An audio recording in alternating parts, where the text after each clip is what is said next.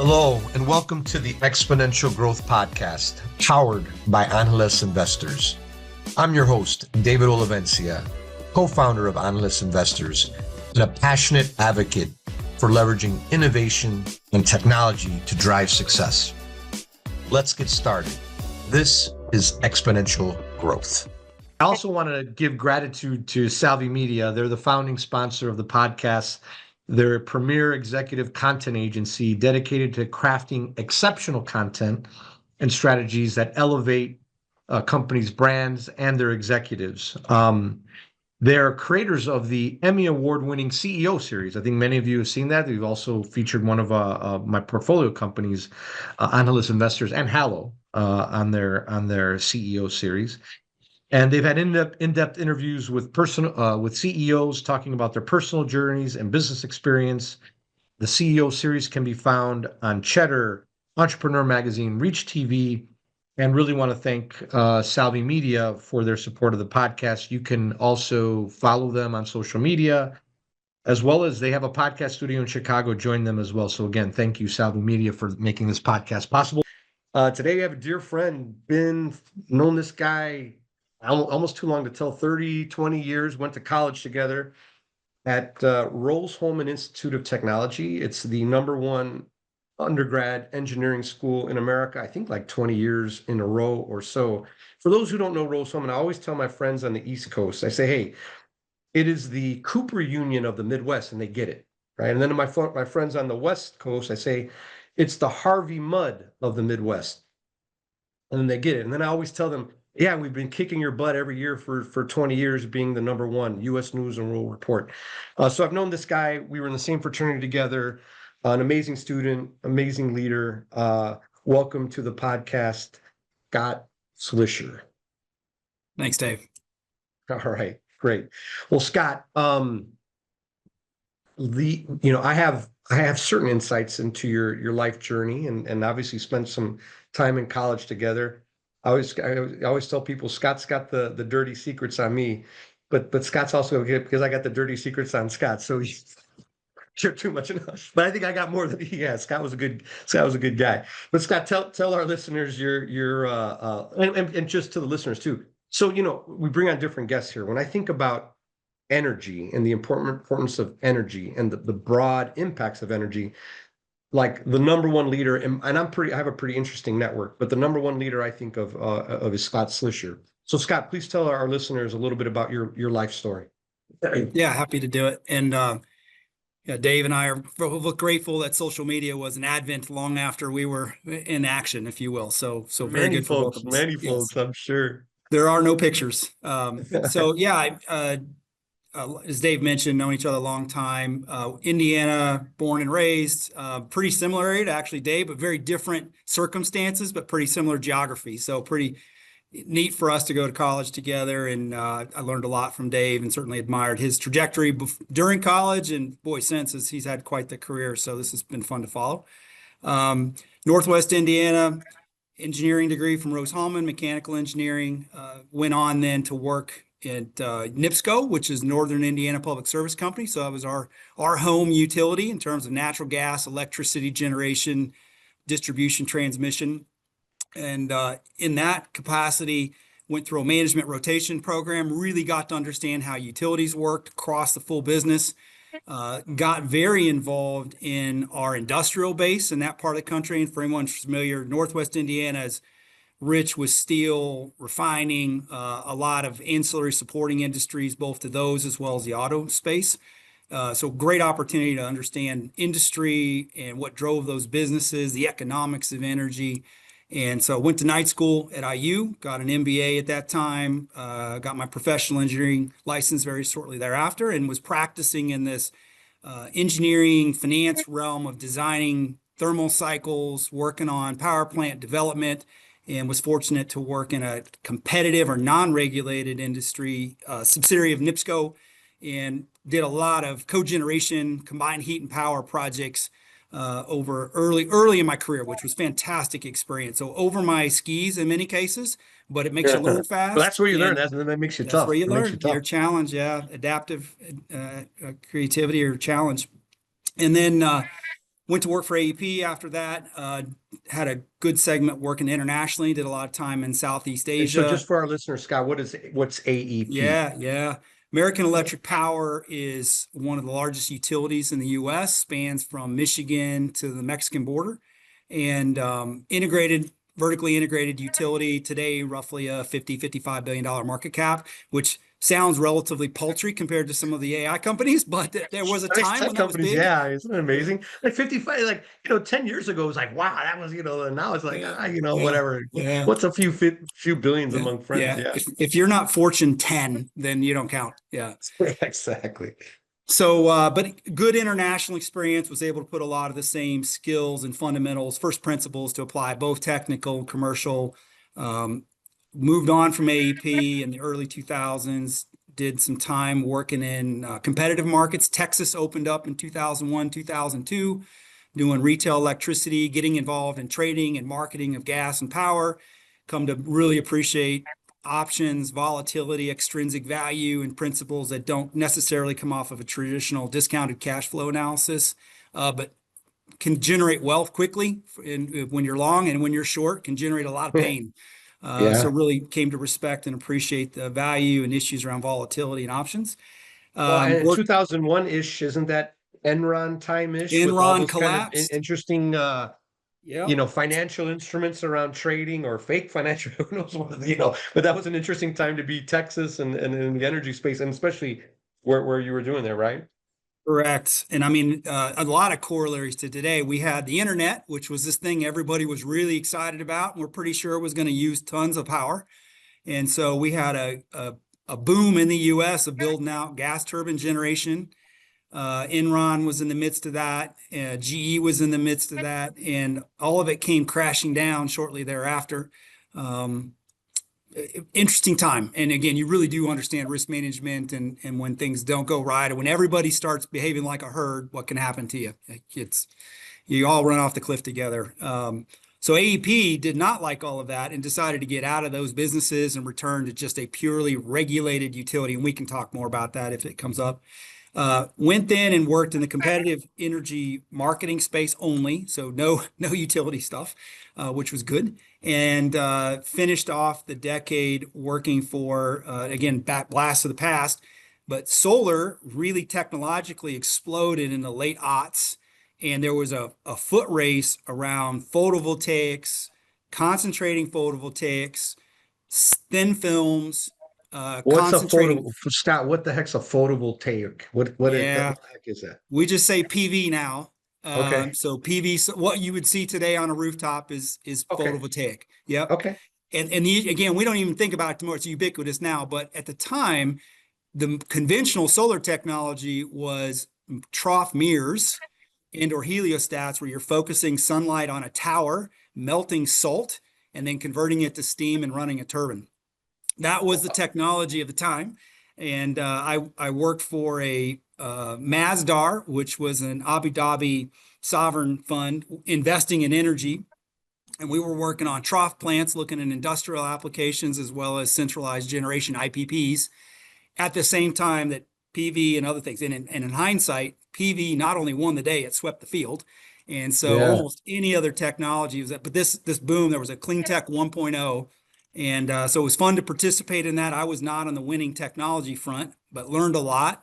And actually, funny enough, Dave, for you and I, but the gentleman that had a lot of the IP I was working with actually was at University of Chicago Physics, and Oh it was wow. a non-imaging optics. Back to one of our good friends, Mr. Aaron Barr, but it was doing optics. But it was how do you concentrate or reconcentrate light when you don't need a focal point or an image like a camera? You just need to get the heat to a tube or a place. So pretty interesting kind of engineering to energy application. So did that. That again, PV swept the field very clearly. Any other investment was just stranded. You weren't going to get your capital out. Masdar wisely moved on to other fields, as did I, and started my own consulting business, working with commercial, industrial, government clients, trying to figure out how to reduce costs, how to better manage spend, looking at project opportunities. And if you remember, And again, what back year, Scott, is this yeah, that we're you we're in started the your own? late 2000s. So this would be like 2009, 10, 11, Okay. 12, that range. And if, again, reset the clock back to booms and busts, at the time, the view was we're running out of gas. So gas prices were $7-8 an MMBTU. We were running tight on coal, and you had environmental constraints in terms of cleaning up sulfur dioxide and nitrogen dioxide. This is before we were talking about CO2. And shortly thereafter, we came into shale. So there was a pretty big investment thesis around LNG imports. So we were building billion-dollar terminals to import, gas from Qatar and other LNG, destinations. liquid natural gas, right? Liquefied natural gas. Thank you, sir. Yeah. Yeah, liquefied natural gas. So, again, a few short years later, we are exporting LNG from multi-billion-dollar terminals to all places. So anyway, was there, and then in 2012 came back to AEP. I had some good relationships that I had maintained throughout the years. And AEP, a decade later, decided they really wanted to be in competitive businesses, that the world was moving without them. And so I had a great opportunity to come back and lead a fairly large division doing energy management, supply, et cetera. And then within that environment, was able to incubate my current responsibilities, which was distributed generation, where we were and are making investments in customer sites where we're putting in assets. We own them, operate them, dispatch them, but the customer gets the benefit of that asset being located behind their meter, which is the point of settlement with the integrated utility. So essentially, there's an arbitrage between what's it cost to make it, dispatch it, run it, versus what would you have to pay if you bought it conventionally.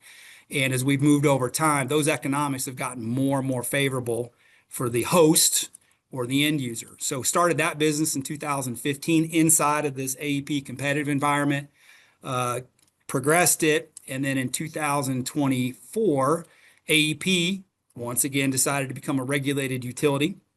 And Like a pendulum. It's like a pendulum. Every 10 years or so. And decided to sell out of that business. And we were acquired by Basalt Infrastructure Partners, and inside of what they have different vintages of funds, but we're inside of their fund 4. We were an early investment in that fund, and we'll be celebrating our 1-year anniversary here in a couple of weeks.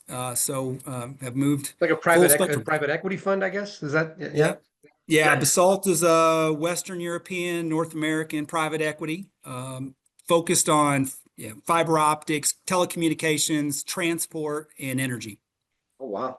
Really cool. Really cool. Wow. I mean, what an amazing journey, right, Scott? I mean, different companies, different roles, different types of energy, different, call it even business models within there. So you've seen a lot from an energy perspective. There was one thought that applied optics. So you talked about applied optics. I have to go on this little tangent. So, Scott and I were at this school called Rose-Hulman, and actually I started when I first went into Rose-Hulman. I loved, I saw this field called applied optics, and it was like lasers and how they're cutting things. I knew how they cut chip. I said, man, that's so cool. That's what I'm going to study. My freshman year, I'm studying it, and it's doing good and all that kind of stuff. And then I think I saw there was towards the end of the year, said, yeah, these applied optics folks, they can't find a job. I was like, let's screw that. I gotta pivot. I don't know. I go, I'm not here. I gotta get a job when I get the hell out of here, man. So I went from applied optics to electrical engineering. And, I like electrical engineering. I was a DJ. I like, music. I like connecting, all that kind of stuff. And, then kind of the rest is history. But you mentioned applied optics. I said, oh man, and our dear friend, Aaron Barr had to mention. I think he's done well, by the way. He's done very well. Applied optics has worked out for him. All right, cool. All right, so Scott, exponential growth, right? So everybody comes on this program. We say, hey, what's the hottest thing out there? It was, it's AI, and this AI and AI. And I was like, okay, great.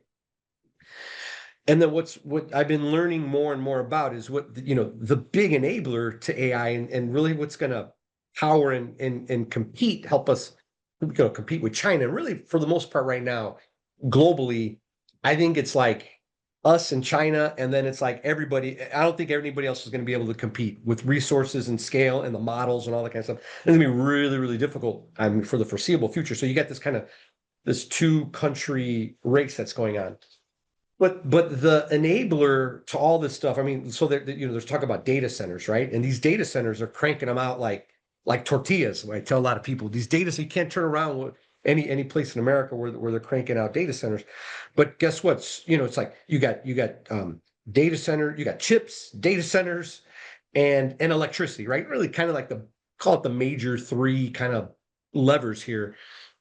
And then on the energy side, you got lots of different types of energy to power these things. But you can crank out chips, you can crank out data centers, but this underlying kind of, I don't call it limiting resources, but we don't have infinite. And some could argue the sun, right? Man, I don't know. You get your perspectives here, but when you see this AI race, this competition, you look at energy, you look at us competing with China, you look at, I mean, for everybody who's listening here, how this is going to impact your energy prices, what hits your pocketbook every day.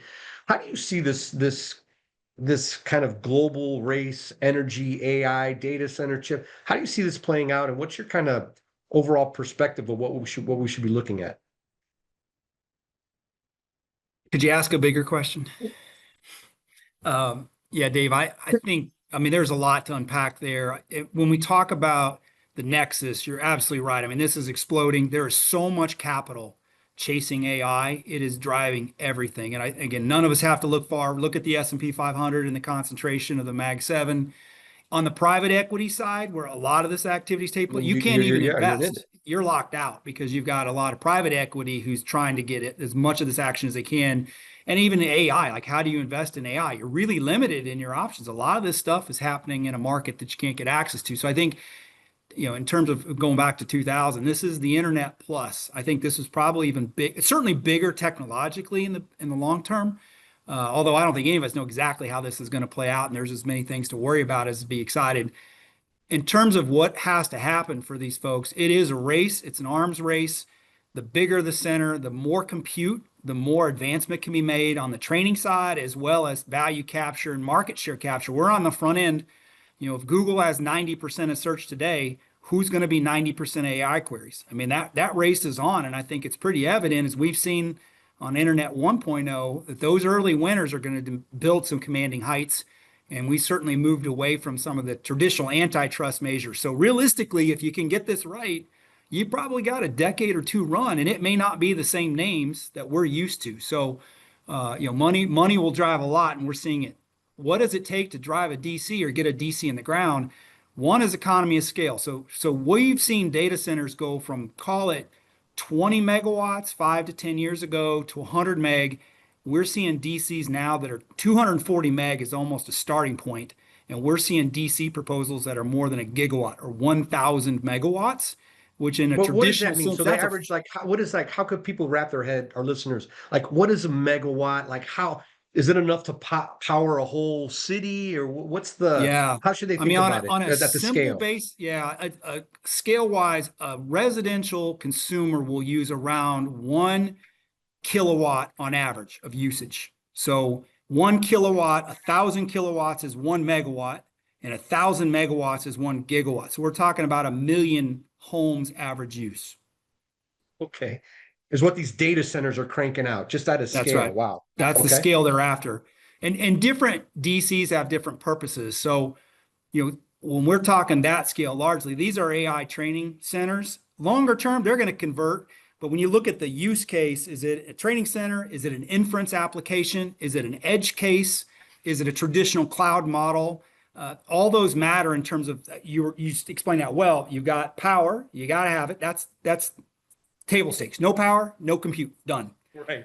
But then you also probably are going to need water for cooling, and there are some that are doing dry cooling, wet rack dry cooling applications. You also need fiber. Somehow you got to connect.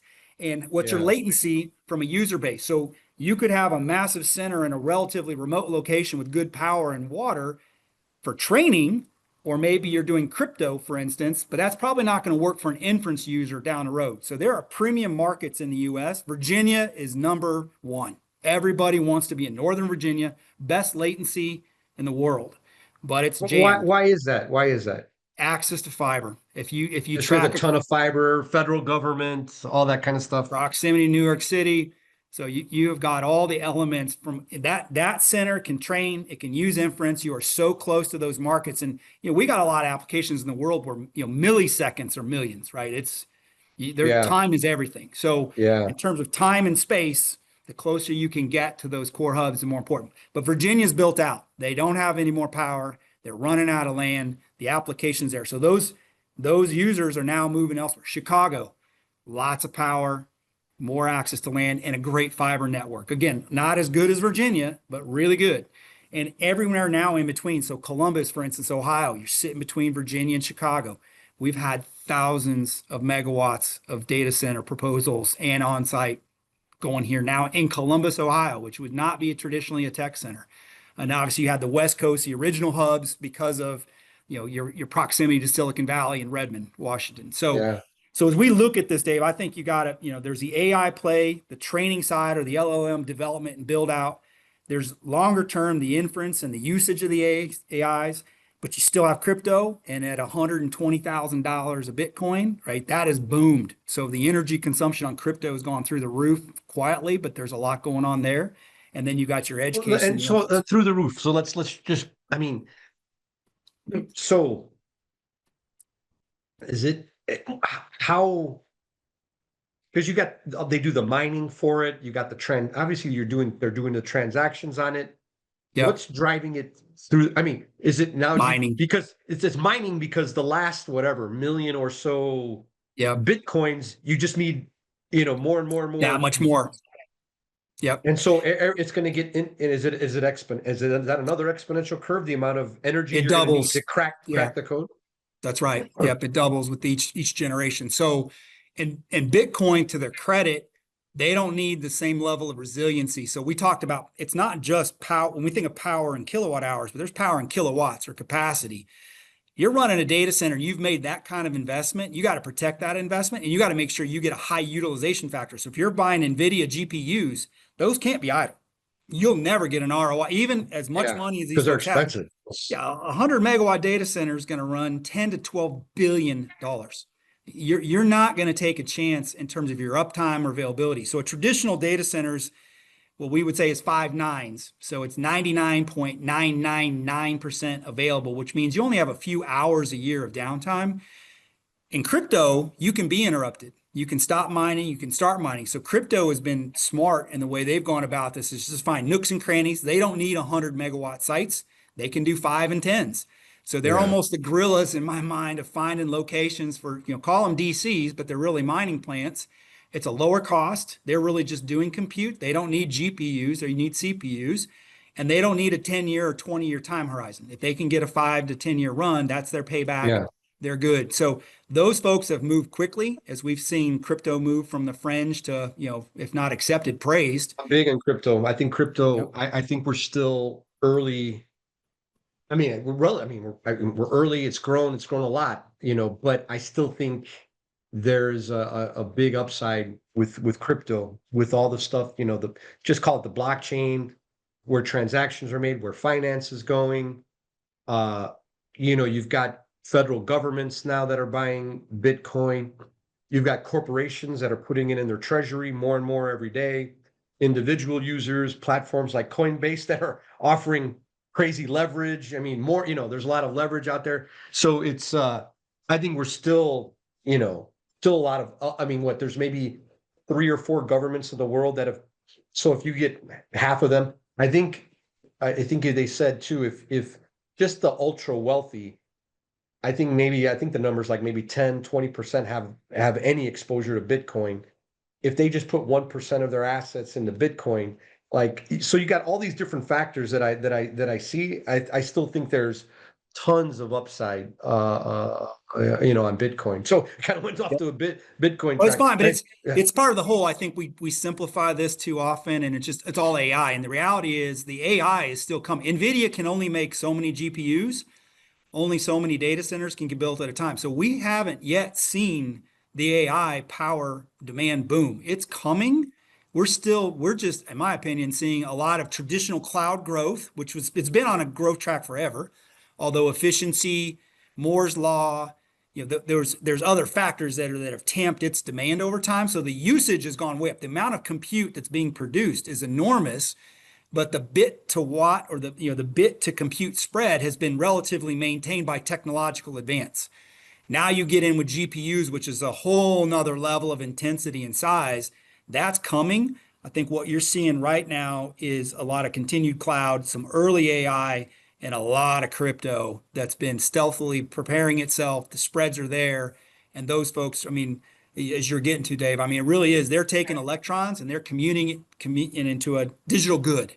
But I mean, you can't eat it. You can't build with it. But I mean, realistically, it takes real power. And those demands are going to only increase as we move fully into AI learning, and then ultimately AI inference, as AI displaces a lot of our traditional applications, as well as has all new applications that we just can't conceive of as of yet. But those are all kilowatt hours. All of that's going to be manufactured with kilowatt hours. So where is this all going? Yeah, I mean, I go ahead. think what you're seeing in the near term is there is an absolute industry being formed the last 3 years of folks that are looking at what parts of the country can host these applications. So you've got traditional real estate develop, almost like oilmen, right? They're out trying to find these sites, front run the hyperscalers, get land, try to get electrically interconnected, and then flip those sites over onto another middleman or ultimately to a hyperscaler for use. You got co-locators. There's different business models and how you rent your compute, or do you own your compute? And it depends on the hyperscaler and or tenant application as to what they're going to do. So there's a whole industry out here right now trying to site these things. And for every, 4, 5, 10 of them, not all of those are going to come to pass. So you're seeing the demand, but the demand is in some ways multiplied because you've got these front end players that aren't exactly sizing. And just to make that more clear, it's hard to get interconnected to the existing utility grid. You can't just plug in. You got to go through a long process. Back to your electrical engineering, it's not just are there kilowatt hours, it's what's the immediate short circuit. What happens if a line goes down in an adjoining state? Will it overload the network? The goal is to protect that machine that we call the grid. And so when you interconnect new loads, there's a lot of study that's required. We Yeah, a can lot of talk about some, bureaucracy. A lot of bureaucracy. we talk through that. But what it means then is that if I want to develop a data center, no way am I going to rely upon a single site and a single interconnect. So if I know I need a gigawatt of compute, I'm not going one place and counting on one place to work. I'm going to go to 10, and I'm going to try to get 10 gigawatts. And I'm hoping that I can get at least one of those through. And maybe I got the luxury, I get 2 or 3, and maybe I sell off the excess to somebody else at a profit. So we've got a boom going on trying to secure these sites, build these sites, contract for the resources. And so there is absolutely some double, maybe triple or quadruple counting in some of the numbers we're seeing. But the ultimate trend is clear. I mean, these things are going to get built. There is going to be that demand that we haven't had previously. So in terms of what that means for us as a system, how much should you build in terms of transmission and generation to support this? If you build too much and it doesn't show up, somebody's going to lose money. And it's as if it's a competitive market, it might be an independent power producer. But if it's a regulated utility, all the rest of their ratepayers are going to pay for that, just like we saw at the end of the nuclear cycle when all the nuclear plants got canceled and ratepayers' bills went through the roof. So you got that piece of it. On the energy side, if you conserve the load, then you still got to make the power. And I think the fuel of choice is definitely natural gas. By far and away, we don't have the coal resources we once did. It's harder to get. It's more expensive. It's a longer cycle. Gas. When you say, but this is a fuel to power the data centers, or That's correct. so 100%. natural gas. So like I think at least me in my mentally, I mean, and maybe the listeners out there, the thing about data centers, think about powering data centers. I think most people in their minds are thinking about electricity, right? I mean, that's my take, right? That's that's right. But there's two things that are interesting in data centers. One is the marginal source of power for us today is natural gas. So if it's more electricity, there's more gas. They're just hand in step. The other side is that many of these data centers, because of the race with China, because of the race with their peers, and or because they've already bought GPUs and they need them to run. They don't want GPUs in a warehouse. They need GPUs producing compute for return on investment. If they can't get that grid interconnection, their recourse is to build their own generation on site. And what are you going to power it with? Natural gas. Got it. So Scott, one of the things, that as you were just kind of laying that out, is kind of, you have visibility. So like, others, you read the news and you kind of just see where all this stuff is going, and, chips are getting created. You hear kind of data center, but like you're probably like a double click below that, and you're actually seeing like, no, all the action that is happening, the data centers that are being bidded on and all that kind of, and the fighting for energy and all that kind of stuff. But which I said, wow, there's something there that I don't think people get. But the other thing you mentioned that I think is interesting is that, so like these things haven't even come on call it the grid or whatever yet. Like when in the next whatever 3, 4, 5 years, when all this stuff is on the grid and all these chips and stuff are cranking away and doing things, the amount of change and the amount of innovation and the amount of, if you think we've seen a lot of change now, you haven't seen anything yet. You haven't seen anything yet. And that's kind of one of the insights I picked up from what you were saying there. And Scott, maybe if you can double click on that and then just maybe wrap with like, how should people think about investing? Like where there's all these trends going, and just from this energy perspective, where are some growth areas over the next several years from your side? So to the load side, the forecast, and again, you can get numbers from lots of places, but I think it's reasonable. We're probably going to see somewhere between an 8 and 10% increase in energy usage, electricity usage in the US by 2030, which is enormous. To put that in context, per year or no, or per just year, per year. So, and I'm glad our electricity prices aren't going to go up by that much, right? Hey, you're smiling. Well, I'm smiling. So, and again, I like your double clicks. I don't know how many double clicks we want to go, but double click one would be, I mentioned natural gas. The other things going on, and you started this with China and the global economy. So natural gas, we are blessed in the U.S. as being deep reserves of natural gas. We've gone from, we don't have enough, as I mentioned, in the late aughts, to now where we have got 250, 300 years of proven gas reserves. I mean, we've got gas as long as you can see. However, for producers, they want to sell that gas and they want to sell it into the highest price markets they can get. So we've actually had a number of years here where we've had gas that people are holding back because they don't want to sell it at $2 or $2.50 an MMBTU. They want to sell it at $6 or $7, or at least a fair price. So we've seen a massive build out of LNG, liquefied natural gas facilities over the last few years, and we've got a whole slate more coming on by 2030. So just to put this in context, American consumers industry used historically about 80 BCF a day on average. We'd use roughly another 20 or so BCF for power generation. And then some of that's seasonal, right? We use more in the winter when we're heating. We use more gas for power in the summer when we're air conditioning. The amount of LNG capacity that'll be online by 27, 28 is going to be around 30 BCF. So we're going to increase the ability to pull gas out of the ground by roughly 30% over this period, call it 2022 to 2028. But that gas is going to go international, and it's going to command an international price. So we are quickly going to be in a spot where, as a gas producer, marketer, why would I sell my gas in a domestic market that's oversupplied if I can sell it overseas? Now, there's a basis differential to chill, compress, and ship that gas. So there will always be a spread, if you will. But essentially, there'll be some harmonization of a global price of gas and our price of gas. And we've never had that. We've always been an isolated market in the U.S. with Canada and Mexico. So we can sell, we'll be able to sell it internationally. We got to, a lot of it here domestically. We're going to use it domestically. Yep. Well, how does that impact the price of electricity? It drives the price up. I already paid too much.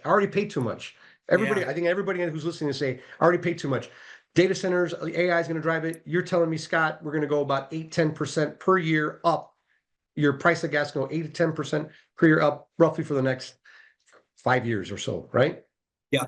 So, and even that's with this natural. We got all what Scott just told me. We got all this natural gas. I mean, we can now get it. They're going to send it overseas and all that kind of stuff. But we got whatever hundreds of years of it. What can solar help? What else helps? But 8, 10%.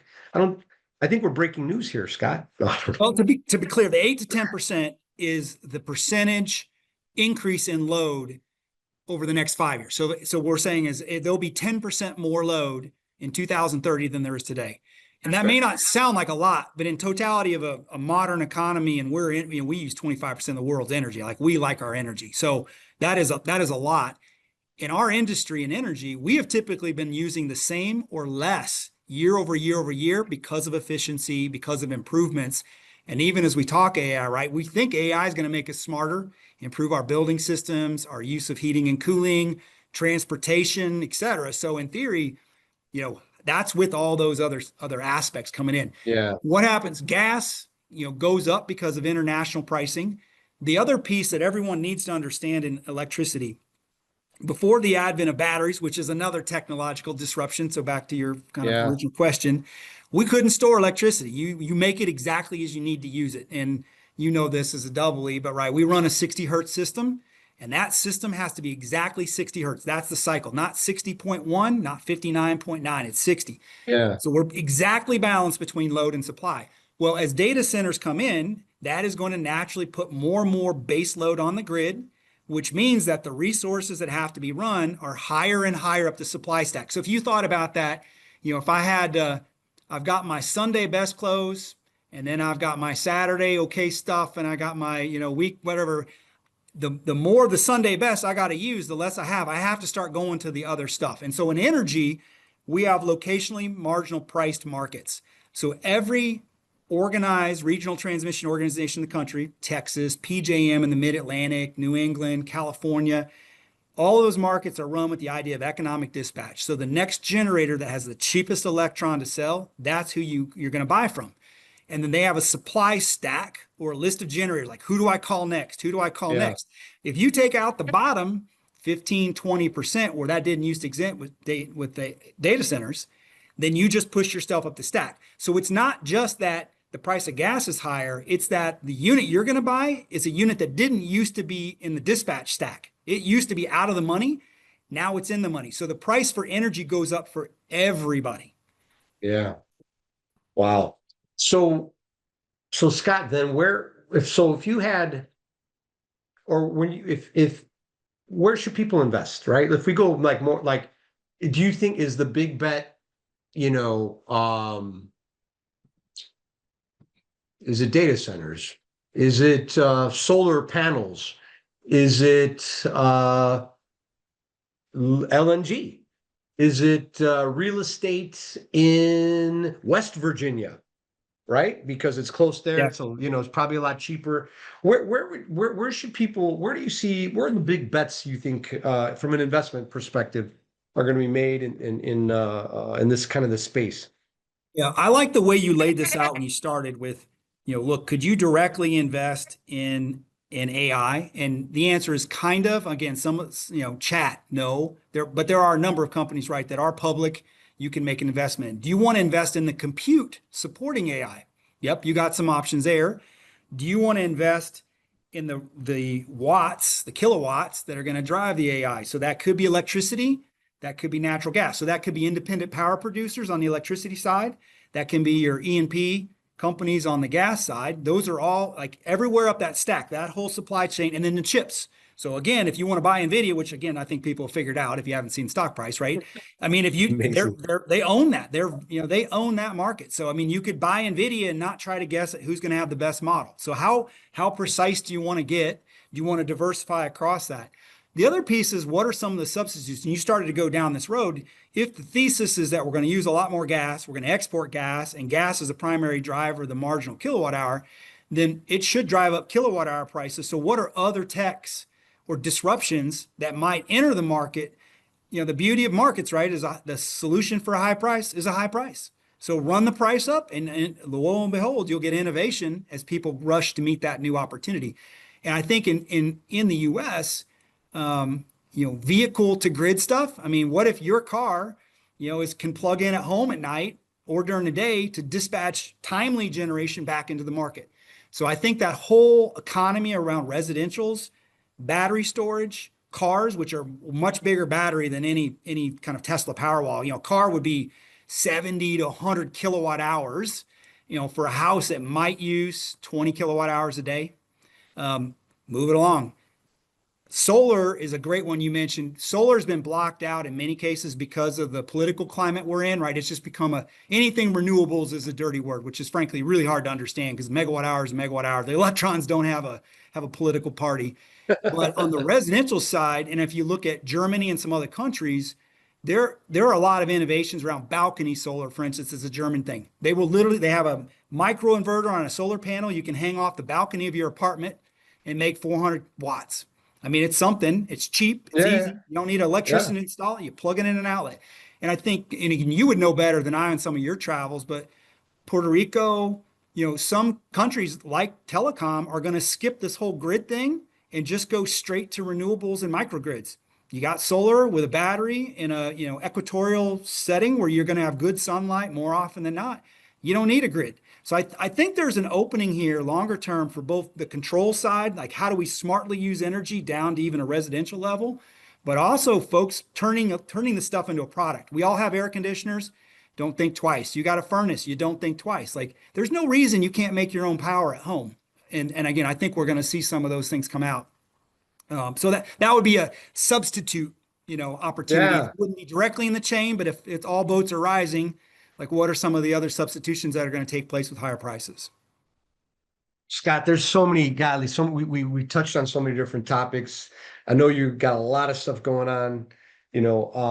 How do people stay connected with you, follow your insights on social media, if at all? How do people stay connected with you? Yeah, well, I mentioned that social media thing, Dave. So yeah, that's I do use LinkedIn. That's probably the best way, and I'm Okay. genuinely happy to take inquiries or connections. I do. As you know, there's so much to know and learn. And you mentioned double clicking. Every time you double click, there's another 5 or 6 things that are curious and interesting. So I love making connections with people and learning more. And I think you and I were talking a bit before the pod here, but I think that continuous improvement mindset, a lifelong learner, is fantastic. So anyway, LinkedIn's great. Happy to make the connections and always willing and able to learn from somebody else. Yeah, the the double clicking, and what they say is the more you know, the more you realize how much you don't know, right? Yep. And so, like energy, look, I mean, I know enough about energy to be dangerous, right? But the good news is I know good friends who know a hell of a lot more about this. And I think you say, hey, and then Scott, you just laid out like 50 different sub areas of energy, right? And each of those has their own level of complexity and knowledge and disruption and all kinds of stuff. So that's kind of the goal of, with this podcast, the Exponential Growth Podcast, right? It's just that we begin to share these thoughts, get some great leaders who are deep in this space, share perspectives, and help our listeners understand what are the trends, kind of investment areas, and just where do how do you forge a path during these times. So Scott, I want to thank you for jumping on the pod. Well, as I guess in the next couple of years we'll have you on. We'll see as energy prices go up or down. We'll have you on and get a perspective there. But thanks. I know you got a lot of stuff going on. So thanks for jumping on the pod. Thanks for having me. I appreciate it.